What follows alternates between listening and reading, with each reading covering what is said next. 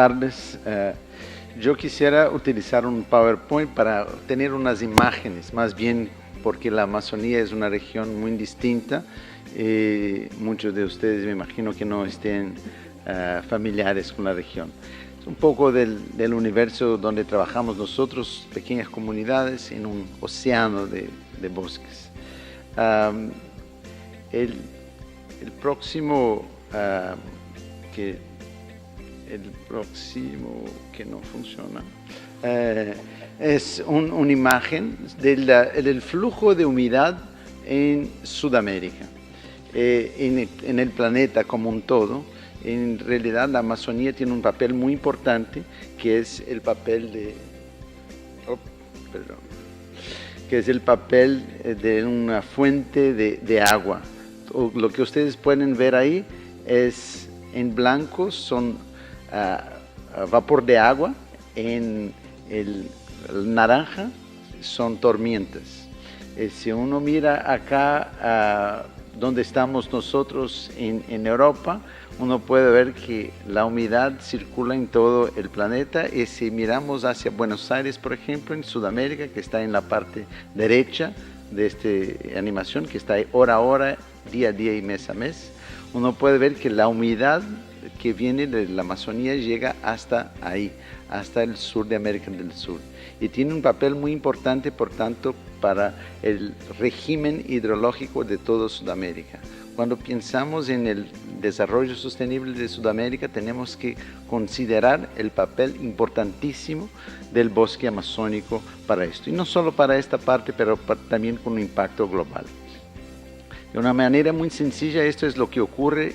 La humedad viene del océano, va hacia el bosque y va en la dirección del oeste, encuentra los Andes, y parte viene hacia el sur. Y también parte es precipitación que llega a los Andes, entonces ciudades como Bogotá y otras reciben la humedad de la Amazonía y la lluvia que abastecen los helados de los Andes.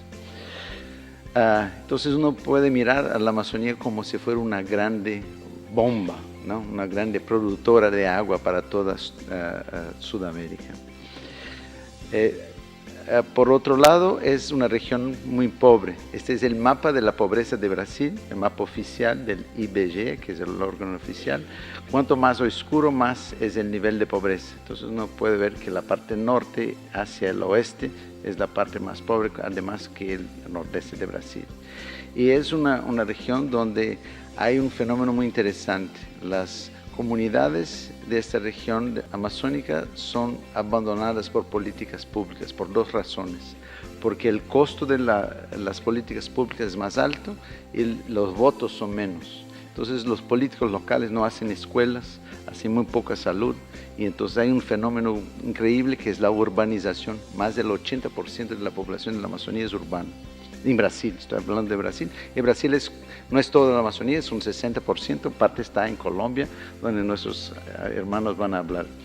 Y estas poblaciones pobres están ahora sometidas a un fenómeno muy, muy serio de eventos climáticos extremos. Entonces hemos tenido eventos gravísimos como las sequías que está acá, y con las inundaciones. Esta foto saqué yo mismo en el año 2014. Hubo la mayor inundación de toda la historia, y 2 metros arriba del récord, porque normalmente los récords se quedan con algunos centímetros, ¿no? Y hay una destrucción total. Por ejemplo, este señor, un agricultor, el 100% de su ingreso se perdió, porque era ahí su ingreso de yuca y banano. Y gente que no tiene acceso al sistema bancario. Entonces el impacto social es devastador. La gente ha tenido un impacto serísimo con las inundaciones, que se ponen cada vez más frecuentes, ¿no? No es que nunca ocurrieron, pero cada vez más frecuentes y más extremas. Bueno, y hay además un tema de la iniquidad social. La mayor parte de la gente de la Amazonía no tiene acceso a agua potable.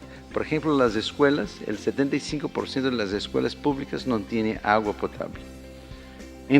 consecuencia de lo que yo he dicho, ¿no? Que los políticos locales no invierten en los servicios de agua y salud.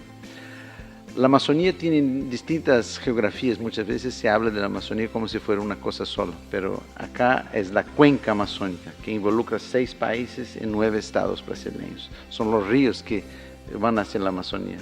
Pero además tenemos el bioma amazónico, que involucra otros países, al total de 9. Entonces muchas veces hablamos de la Amazonía como si fuera una cosa común, pero no, es una región muy heterogénea. Hay una parte que son áreas áridas de los Andes, pero es parte de la cuenca amazónica. Y un tema muy importante es que don Claudio hablaba de esto, la importancia de crear redes de comunicación. Nosotros tenemos muy poca integración entre los países de Amazonía y entre los estados. Y ahí hay una oportunidad enorme sobre el tema de agua, de compartir soluciones entre los países. Hay muy poca comunicación entre Brasil y Colombia, Brasil y Bolivia, y entre Bolivia y Perú y Colombia y todo esto. Entonces, esto es un tema que nosotros estamos trabajando bastante en esto y parece que es algo estratégico. Bueno, ahora yo voy un poco al tema de la urgencia, que también lo mencionó don Claudio, que estamos cerca, o a lo mejor ya llegamos a un punto de no retorno. Esto es un debate científico sobre dónde estamos en el proceso de degradación. Los incendios forestales se ponen cada vez más difíciles de controlar.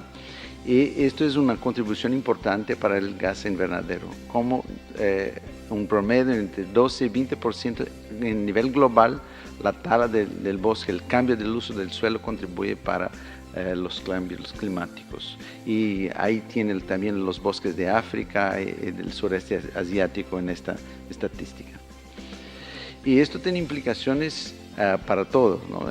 Cuando hablamos de la Amazonía y los ríos voladores, esto tiene consecuencias para São Paulo, que tuve, como Benedito Braga ha hablado, un episodio serísimo de sequía hace algunos años.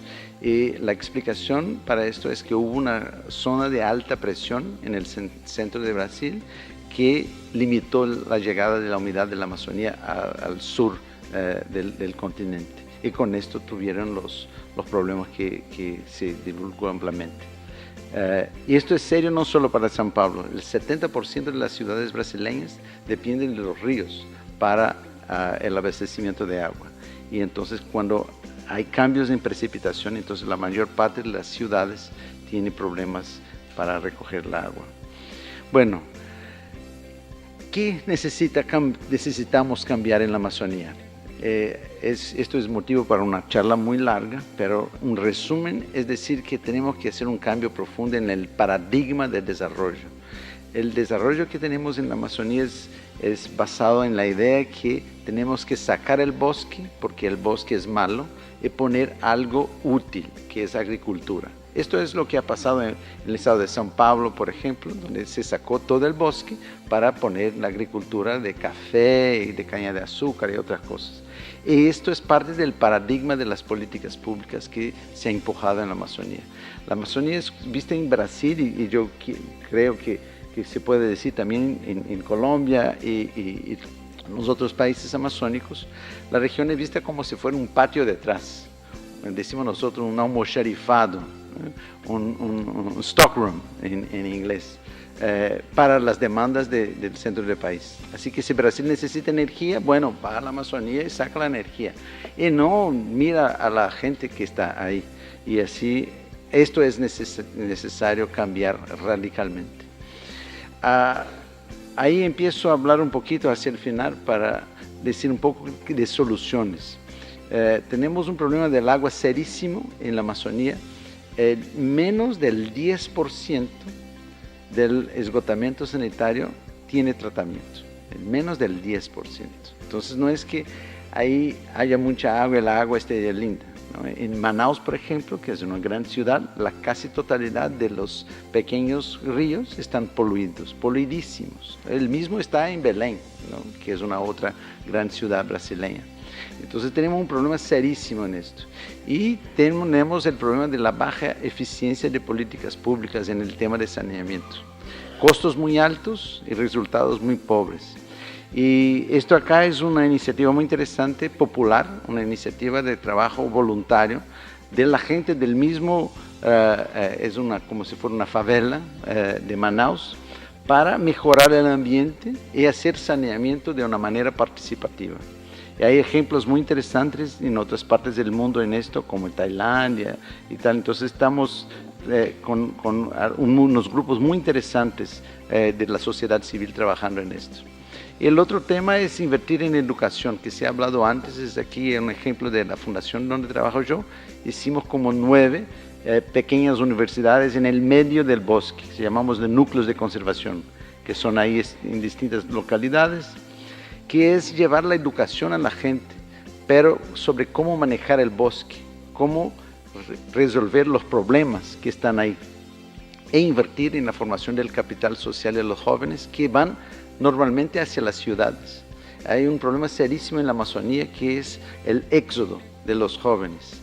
Y entonces el gran desafío, yo creo, es invertir en esto, en la formación de los jóvenes, con una infraestructura básica, pero más que esto, esto es como si fuera un albergo con hamacas, de casa de profesores y restaurante y tal, pero más que todo que tener una infraestructura es hacer un cambio profundo en la educación, una educación direccionada a la solución de los problemas, con innovaciones tecnológicas, para que estos jóvenes puedan crear un nuevo futuro, ¿no? Basado en una economía que dé valor al bosque.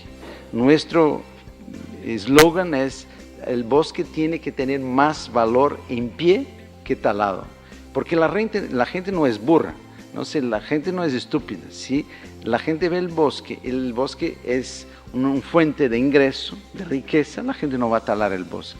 Entonces yo creo que el principal desafío es un desafío económico, de hacer con que los jóvenes se ponen cada vez más emprendedores de la riqueza de la biodiversidad amazónica. Bueno, esto para decir que nosotros tenemos una sociedad muy dinámica en Brasil en este momento, con un montón de crisis de distintos tipos. Esto es del 2013, cuando tuvimos manifestaciones enormes en las calles, y tenemos ahí un momento de transición política, pero un momento muy interesante, yo creo, de una retomada de la discusión de los valores éticos y de la eficiencia de las políticas públicas. Entonces quisiera también poner de una manera muy rápida que vivimos un contexto político muy lleno de desafíos y amenazas y oportunidades.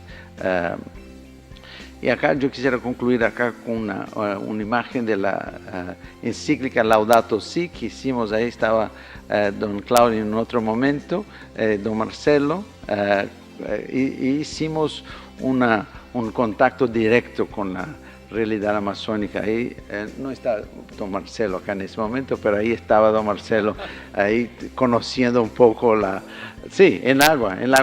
Y los cocodrilos no molestaron a él. Hicimos un plan con antecedencia, con los cocodrilos y las pirañas tampoco, no, todo estaba planeado bien. Las pirañas estaban todas de acuerdo, sí.